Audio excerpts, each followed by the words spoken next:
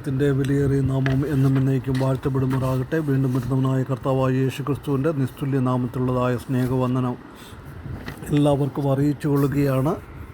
ഈ ദിവസങ്ങളിൽ നാം പുറപ്പാട് പുസ്തകം 8-ാം അധ്യായത്തിൽ നിന്നാണ് ചില ധ്യാന ചിന്തകൾ ചിന്തിച്ചുകൊണ്ട് ഇരിക്കുന്നത്. വീണ്ടും ഈ രാവിലെ നമുക്ക് അതിൽ നിന്ന് വീണ്ടും അല്പം കൂടെ ചിന്തിക്കുവാൻ ദൈവം തന്ന സാവകാശത്തെ ഓർത്ത് ദൈവത്തെ സ്തുതിക്കുന്നു. നാം 8-ാം അധ്യായത്തിൽ 3 ബാധകളാണ് നമുക്ക് കാണുവാനായിട്ട് സാധിക്കുന്നത്. കഴിഞ്ഞ ദിവസം നാം ആ തവളയെ പറ്റിയുള്ളതായ ബാധ കണ്ടുകൊണ്ട് ഇരുന്നു.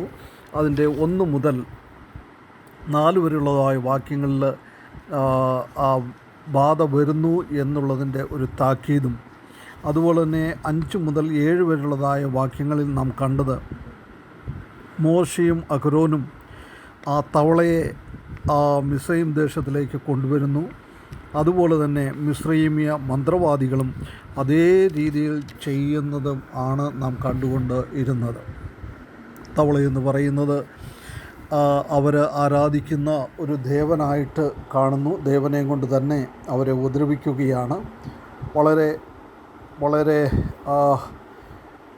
പ്രയാസകരമായ രീതിയിൽ തവള ബെഡ്റൂമിലും വാതിലിലും കിച്ചണിലും എല്ലാ ഇടങ്ങളിലും തവള കൊണ്ട് നിറഞ്ഞിരിക്കുകയാണ്.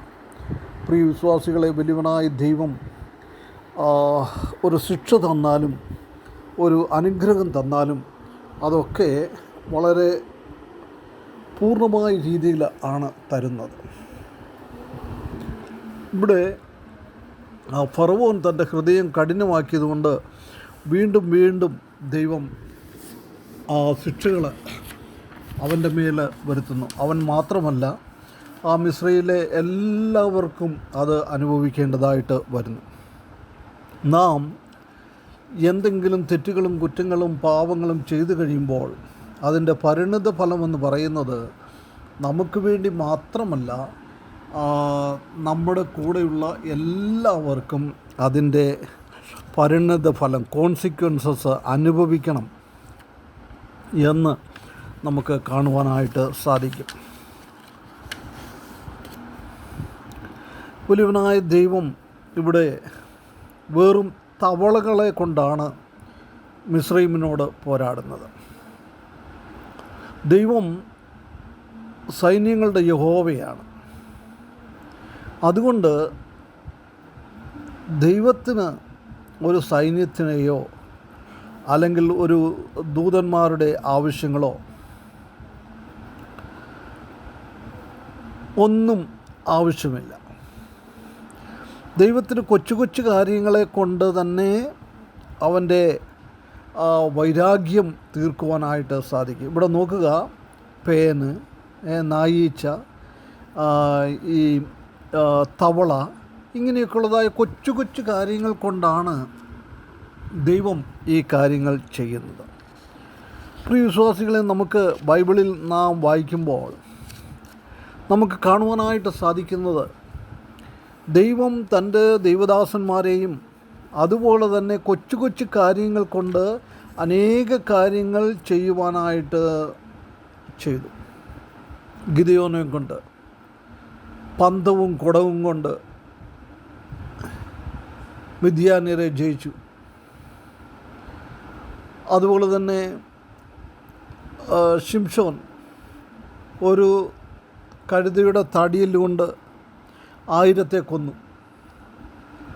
ഒരു കുറുക്കനെയും കൊണ്ട് ഫെലിസ്ത്യരുടെ വിളവുകളെല്ലാം നശിപ്പിച്ചു. ദാവീദ് ഒരു കല്ലുകൊണ്ട് ഗോലിയാത്തിനെ കൊന്നു. ഇതൊക്കെ ദൈവം മാത്രമല്ല കൊച്ചു കൊച്ചു കാര്യങ്ങൾ കൊണ്ട് പ്രതികാരം ചെയ്യുന്നത്, ദൈവം തൻ്റെ ദാസന്മാരെ കൊണ്ടും ഇതുപോലെയുള്ളതായ പ്രതികാരങ്ങൾ ചെയ്യും എന്ന് നമുക്ക് മനസ്സിലാക്കുവാനായിട്ട് സാധിക്കും.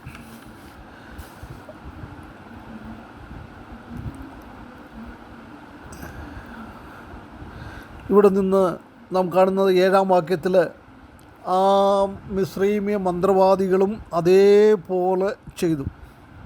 അപ്പോൾ അതിൽ നിന്ന് നമുക്ക് മനസ്സിലാക്കുവാനായിട്ട് സാധിക്കുന്നത്, ദുഷ്ടന് ഏതെങ്കിലും വിധേനയിൽ നമ്മെ ചതിക്കുവാനും ദൈവത്തിൽ നിന്ന് നമ്മളെ മാറ്റുവാനും ഉള്ള കഴിവ് ഉണ്ട്.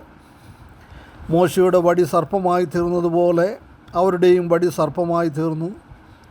മോശ വെള്ളത്തെ രക്തമാക്കിയതുപോലെ തന്നെ അവരും ആ വെള്ളത്തെ രക്തമാക്കുന്നത് നമുക്ക് കാണുവാനായിട്ട് സാധിക്കും. ഇവിടെയും ആ മൂന്നാമത്തെ ഇതും അവർ ആ തവളയെ ഉണ്ടാക്കി ഇവരും തവളയെ കൊണ്ടുവരുന്നത് നമുക്ക് കാണുവാനായിട്ട് സാധിക്കും. അതുകൊണ്ടാണ് പിന്നീട് മോശ ആവർത്തന പുസ്തകം 13-ാം അധ്യായത്തിൽ ആദ്യത്തെ ഭാഗത്ത് കാണുന്നത്, നിങ്ങൾ ദുഷ്ടനെ ശ്രദ്ധിക്കണം, അവൻ്റെ ശക്തി കൊണ്ട് നിങ്ങളെ ചതിക്കുവാനായിട്ട് അവന് സാധിക്കും. ലോകം ആരംഭിച്ച സമയത്ത് തന്നെ നമുക്ക് കാണുവാനായിട്ട് സാധിക്കുന്നത് പൈശാചികൻ ഒരു സർപ്പത്തിൻ്റെ വേഷത്തിലാണ് ഹവ്വയുടെ അടുക്കലേക്ക് വരുന്നത്. അതുപോലെ തന്നെ കർത്താവ് ഈ ഭൂമിയിലായിരുന്നപ്പോൾ തന്നെ വശീകരിക്കേണ്ടതിനു വേണ്ടി, തന്നെ ചതിക്കേണ്ടതിനു വേണ്ടി അവൻ പല രീതിയിൽ ദൈവത്തിൻ്റെ ക്രിസ്തുവിൻ്റെ മുമ്പിൽ വരുന്നത് കാണുവാനായിട്ട് സാധിക്കും. ഇസ്കോരിയാത്ത യൂദയെ അവൻ ചതിക്കുന്നു, പത്രോസിനെ ചതിക്കുവാനായിട്ട് ശ്രമിക്കുന്നു. അങ്ങനെ പല രീതിയിലുള്ളതായ പ്രവർത്തനങ്ങൾ പൈശാചികൻ്റെ നമുക്ക് കാണുവാനായിട്ട് സാധിക്കും.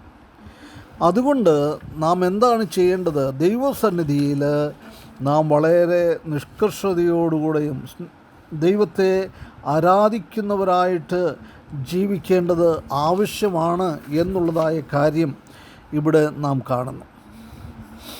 ഇവിടെ നോക്കുക, ഈ ആദ്യത്തേതും രണ്ടാമത്തേതും ആ ബാധ എന്ന് പറയുന്നത് വെള്ളത്തോടുള്ള ബന്ധത്തിലാണ്. മൂന്നാമത്തേതും നാലാമത്തേതും ഭൂമിയോടുള്ള ബന്ധത്തിൽ. 5 മുതൽ മുന്നോട്ടുള്ളതായ ഭാഗങ്ങൾ നാം കാണുന്നത് അത് വായുവിനോട്, ആകാശത്തോടുള്ള ബന്ധത്തിൽ. അവസാനത്തേത് നാം കാണുന്നത് മനുഷ്യനോടുള്ള ബന്ധത്തിൽ. അപ്പോൾ ദൈവം ശിക്ഷ വിധിക്കുമ്പോൾ വെള്ളത്തെയും കരയെയും ആകാശത്തെയും മനുഷ്യരെയും എല്ലാം ശിക്ഷ വിധിക്കും എന്ന് നമുക്ക് മനസ്സിലാക്കണം. അതുകൊണ്ട് പ്രിയ വിശ്വാസികളെ, നാം ദൈവത്തിൻ്റെ ന്യായവിധിയുടെ കീഴിൽ വിശ്വാസികളായിരിക്കുന്ന നാം വീഴാതിരിപ്പാൻ തക്കവണ്ണം ശ്രദ്ധിക്കുക. മാത്രമല്ല, ശത്രു അവൻ്റെ തന്ത്രങ്ങളും കൊണ്ട് വന്ന് നമ്മളെ വീഴ്ത്താതിരിപ്പാൻ തക്കവണ്ണവും നാം ശ്രദ്ധിക്കണം. നാം നമ്മുടെ ശത്രുവായിരിക്കുന്ന സാത്താനെ നിസാരനായിട്ട് നാം കാണരുത്. അവനും ശക്തിയുള്ളവനാണ്. അവൻ ബുദ്ധിയോടും ഏത് രീതിയിലും വിശ്വാസികളെ തകർക്കുവാൻ തക്കവണ്ണം നോക്കിക്കൊണ്ട് ഇരിക്കുകയാണ്. ഇന്ന് അനേക വിശ്വാസ കുടുംബങ്ങളിൽ നമുക്ക് കാണുവാനായിട്ട് സാധിക്കും. ദൈവത്തിൽ നിന്ന് അകന്നു പോകുന്ന അനുഭവങ്ങൾ, അനേക വിശ്വാസികൾ ദൈവത്തിൽ നിന്ന് അകന്നു പോകുന്നു. എന്തുകൊണ്ടാണ് പറ്റുന്നത്? സാത്താൻ്റെ തന്ത്രങ്ങളെ നാം ശരിയായ രീതിയിൽ മനസ്സിലാക്കാതെ സാത്താൻ്റെ പിടിയിൽ അകപ്പെട്ടു പോകുന്നതാണ് ഇതിനൊക്കെ കാരണം. അതുകൊണ്ട് പ്രിയ വിശ്വാസികളെ, നമുക്ക് അനുഗ്രഹിക്കപ്പെട്ടതായ ഒരു ജീവിതം സാത്താനെ മനസ്സിലാക്കിക്കൊണ്ട്, ദൈവത്തിൻ്റെ ശക്തി മനസ്സിലാക്കിക്കൊണ്ട് ജീവിക്കുവാൻ ഈ വാക്കുകൾ മുഖാന്തരം നമ്മെ സഹായിക്കട്ടെ. അവൻ്റെ വിലയേറിയ നാമം എന്നും എന്നേക്കും വാഴ്ത്തപ്പെടുമാറാകട്ടെ.